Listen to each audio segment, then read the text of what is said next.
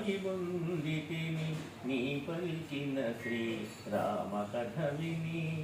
రామలక్ష్మణుల ఎట్లిరిగితివి, రూపురేఖలను ఎట్లుగాంచితివి, వారి మాటలను ఎట్లు వింటివి, వారి గుణములను ఎట్లు తెలిసితివి అని పల్కె సీత హనుమంతునితో, రామకథను కీర్తించిన వానితో. సర్వజీవన సంప్రీతి పాత్రుడు, కమల నేత్రుడు, దయాసాంద్రుడు, బుద్ధియందు బృహస్పతి సముడు, కిటియందు దేవేంద్రుని సముడు, క్షమాగుణమున పృథివీ సముడు, సూర్యతేజుడు శ్రీ రఘురాముడు అని హనుమంతుడు సీతతో పలికే, అంజలి ఘటించి చంతన నిలిచే. కరచరణాది ద్వందాగములు 14 జతలు సమములుగా గల, నాసికా కర్ణ నయనాదులు అష్టాంగములు దీర్ఘములుగా గల, శ్రీవత్సాంకిత విశాలవక్షుడు శ్యామసుందరుడు శ్రీ రఘురాముడు అని హనుమంతుడు సీతతో పలికే, అంజలి ఘటించి చంతన నిలిచే.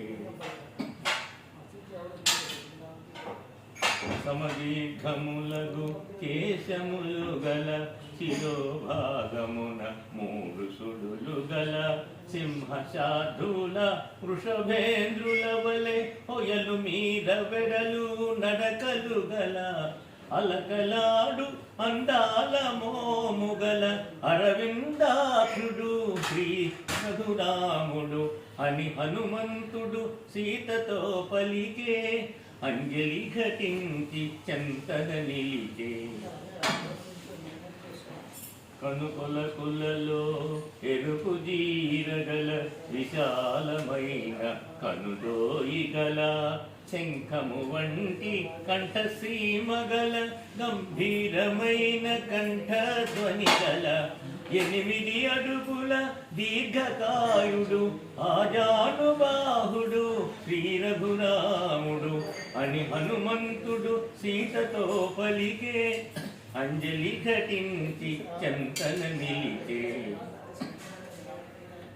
అన్నకు తగు తమ్ముడు లక్ష్మణుడు, అన్నిట రాముని సరిపోలువాడు, అన్నకు తోడు నీడయై చెలగెడు, అజేయుడు శత్రుభయంకరుడు, సామాన్యుడు కారు సోదరులిరువురు, నిన్ను వెదకుతూ మమ్ము కలసినారు అని హనుమంతుడు సీతతో పలికే, అంజలి ఘటించి చంతన నిలిచే.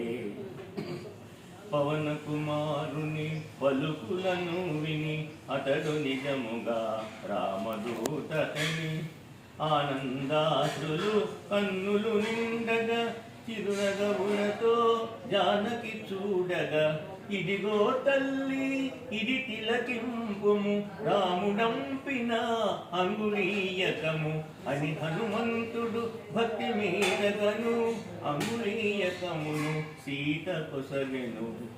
శ్రీ హనుమాన్ గురుదేవులు నాయక పలికిన సీతా రామ కథానే, పలికెద సీతారామ కథ. మర్చిపోక